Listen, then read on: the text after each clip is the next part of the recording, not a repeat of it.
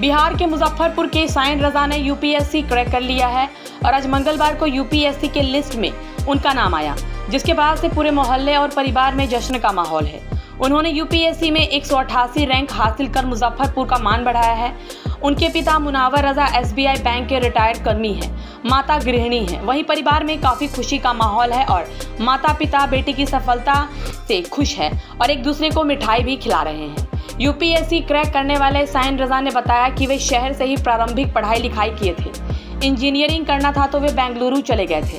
वहां से उन्होंने बीटेक की पढ़ाई पूरी की।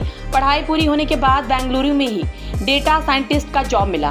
12 लाख का पैकेज था। करीब 5 साल काम किए, लेकिन इसमें उनका मन नहीं लगता था और उनका मन सामाजिक कार्य और लोगों के बीच रहने का था। उन्होंने बताया कि काम तो वे कर ही रहे थे, लेकिन मज़ा नहीं आ रहा था।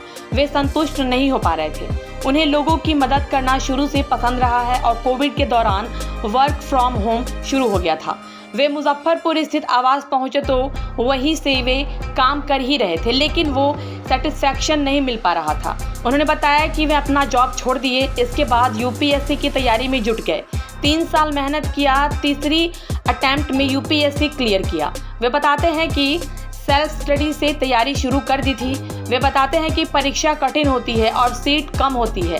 आप ज़्यादा गलती अफोर्ड नहीं कर सकते हैं और इसमें भी डिसिप्लिन बहुत ज़रूरी है। उनके मित्र भी परीक्षा निकाल चुके हैं, उनका भी काफ़ी सहयोग रहा है और वे बताते हैं कि उन्होंने पढ़ाई के लिए रिसोर्स कम रखा था, पढ़ाई के लिए कोचिंग नहीं की। मित्र से कॉन्फिडेंट मिलता रहा, परिवार का भी सहयोग था और आज इसका परिणाम सबके सामने है कि मैं यूपीएससी क्रैक कर लिया हूँ। काफ़ी खुशी है। काफ़ी मेहनत के बाद 3 साल की लगभग मेहनत के बाद तो खुशी तो होगी।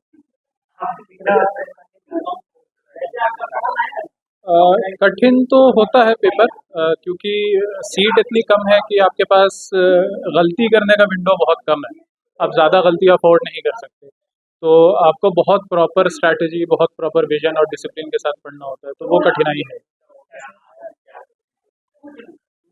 कोविड के टाइम पे वर्क फ्रॉम होम था, तो उस टाइम थोड़ा ज़्यादा सोचने का टाइम मिला, तो ऐसा लगा कि शायद कुछ ऐसी जॉब अगर करने को मिले जिसमें कि लोगों के साथ जुड़ाव, ज़मीनी ज़िंदगी के साथ जुड़ाव ज़्यादा हो, तो उसमें ज़्यादा सेटिस्फैक्शन मिलेगा उस जॉब में।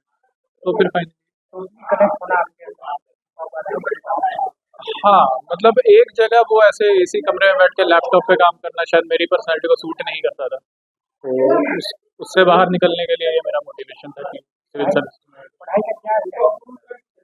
पढ़ाई की स्ट्रैटेजी ये थी कि कम से कम रिसोर्स रखा जाए, रिसोर्स बहुत ज़्यादा नहीं बढ़ाया जाए, कम रिसोर्स को बार बार रिवाइज किया जाए और प्रैक्टिस बहुत ज़्यादा किया जाए। प्रीवियस ईयर में क्या क्वेश्चन पूछे गए, उसके बेसिस पे आप एनालाइज कर सकते हैं कि किस तरह के क्वेश्चन पूछे जाते हैं, किन थीम्स पे पूछे जाते हैं, उन थीम्स पे और क्या क्वेश्चन पूछे जा सकते हैं। तो इस तरह से, और हर रोज़ पढ़ना, जैसे थोड़ा ही थोड़ा, लेकिन किसी दिन कम किसी दिन ज़्यादा, लेकिन विदाउट ब्रेक कंटिन्यूटी के साथ पढ़ाई करना। तो डिसिप्लिन के साथ पढ़ाई करेंगे तो वही मेनली स्ट्रैटेजी है।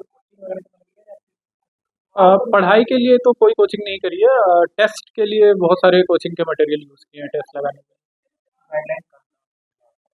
मेरा एक फ्रेंड है जिसने क्लियर किया था, तो वो सबसे इम्पोर्टेंट गाइड तो वही रहा है, क्योंकि सबसे ज़्यादा उसी ने कॉन्फिडेंस अपलिफ्ट किया कि कैसे पढ़ाई करनी चाहिए, क्या स्ट्रैटेजी होनी चाहिए।